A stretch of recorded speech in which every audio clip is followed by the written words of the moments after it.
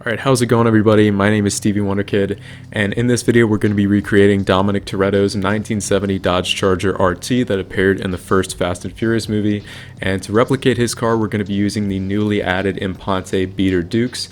Now before everybody goes down into the comments and says, why are you doing this build with the beater Dukes as opposed to just the normal Dukes, and there's a specific reason for that, which is there's a lot of really kind of intricate details you can get using the new beater Dukes as opposed to just the standard Dukes. I know the Dukes is cheaper and there are a couple parts that are a little bit more accurate, but in my opinion the beater Dukes you can get slightly more detailed with it, which is why I'm going to be recreating it using this car instead of just the stock one. So wanted to keep that in mind. If you guys want to build just the normal Dukes, it's going to be a little cheaper, and a lot of the mods that I apply to this car are going to carry over to that one too, so you can do that if you'd like. But let's get started with modifying the beater Dukes to replicate his car.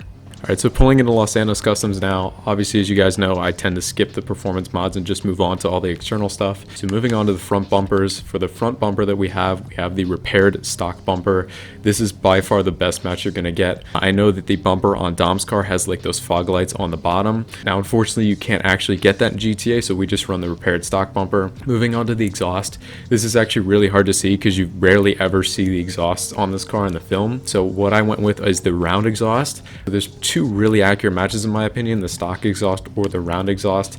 It's really hard to see in the film, as I said. There's a couple pictures I looked at of the car just like on display, and it looked like it had either round exhaust or stock exhaust, so I just chose to run the round exhaust, but you could also run the stock exhaust if you'd like. Moving on to the fenders, because again the stock fenders are damaged, we're just going to go with the repaired fenders. No fender flares, we're just going to keep the fenders themselves stock. Moving on to the grille, we went with the crown grille. Now there's actually a specific reason why I wanted to do this, is because if you look in the grille on Dom's car, it has a very similar pattern to the crown grille as opposed to the stock, which is kind of this mesh. I think the crown grille kind of makes everything almost one piece, which I think is really clean. You could leave the stock or you could do the crown grille. I think the crown grille is probably the best match you're going to get to his car. Moving on to the hood, this is probably the most iconic aspect of the build. We went with the triple intake bug catcher. Now the reason why I really like this build as opposed to just doing it with the standard Dukes is because the supercharger butterfly valves, as you can see here, actually open up, which I think is a really cool detail. You can see the belt for the supercharger as well. I think it's way more accurate and it's way more detailed. I just think it looks better overall. The original Dukes, you can do the same thing where you have the exposed supercharger and it does have the inlets on top of the intake. The shape of that actually matches up better with Dom's car. This is as close as we're able to get using the beater Dukes, and that's why I chose to run this. So we're just going to go with the triple intake bug catcher. Moving on to the lights, we just keep the lights stock, obviously, and then neon kits, there's no neons on this car either. Moving on to the livery, there's obviously no livery for this car either, it's just a plain simple black. We'll move on to that in a little bit, but no livery of course. Going on to the louvers, again, Dom's car didn't have any louvers, so we're also going to leave these stock as well, no louvers. Moving on to the mirrors, this was another really intricate detail. In this case, I actually think the circular mirrors are a really good match to the ones on Dom's car. The stock ones are pretty close as well, but if you take a little bit of a closer look at them, in my opinion, the circular mirrors are a little bit closer to them, which is why I chose those. Moving on to the plate, you rarely ever see the plate. The number's on screen, so you can recreate that as best as you want, and I just chose to do the blue on white 2 plate. Really, any of the blue on white plates I think will work. Moving on to the respray, this is really simple as well.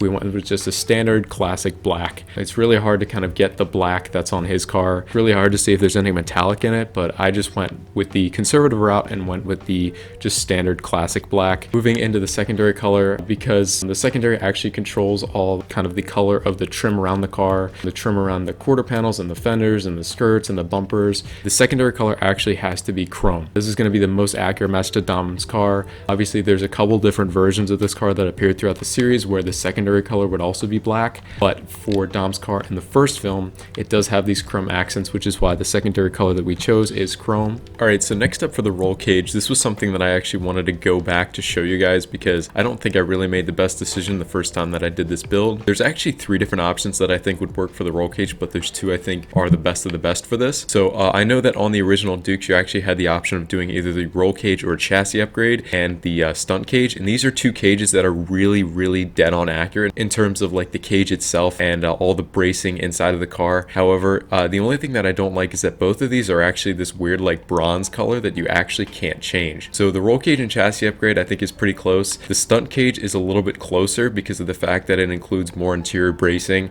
and it also gets rid of the passenger seat, which is pretty close to the interior in Dom's car. Now the only problem with this, as you guys can see, is outside it adds this insignia to the side of the car. I'm not quite sure why they did this, but that's unfortunately what happens when you put this roll cage upgrade on. So I would go with the roll cage and chassis upgrade or the dash cage. Now the dash cage is slightly more accurate and more discreet in my opinion. I think it's a better match color wise. It also adds these nice racing seats with the harnesses, which I think is pretty accurate to the interior in Dom's car too. In addition to that, there's a ton of interior bracing as well. Not nearly as much as the roll cage and chassis upgrade, but still pretty close. So either the roll cage and chassis upgrade cage or the dash cage I think are your two best matches for the roll cage. Moving on to the roof, we went with the painted roof. The stock roof has like this vinyl coating on it, so we're just gonna go with the painted roof. As for the spoiler, Dom's car didn't have a spoiler, so we run none.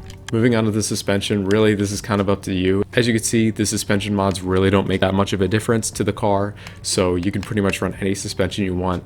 Now the wheels was another one where I kind of had an internal debate to kind of see and decide which one was the most accurate, but the wheels that I ended up choosing are in the muscle category. These are chrome wheels, and I ended up going with the as real wheels. Now I really like these wheels because I think the shape of the spokes and just like the way the face of the rim looks, I think it's really close to the rims that are on Dom's car. However, I know that another really popular choice for the wheels are either the Dukes or the Classic 5. So either of these would work. I really don't like the look of the spokes, and I also don't like that the center caps is just kind of this plain black. I think it looks a little boring. Whereas the Azrael wheels, I think the center caps are a little bit smaller, and obviously there's no kind of empty space there. So I think either the Azrael wheels or the Dukes or the Classic 5. The Classic 5 and the Dukes is very little difference to them, except for the Dukes, the faces are a little bit smaller and the barrel is a little bit thicker and bigger. So you can go with either the Classic 5, the Dukes, or the Azrael wheels in chrome. And then moving on to the wheel color, obviously since they're chrome wheels, we don't have to change the wheel color, and the tires, we also keep the tires stock.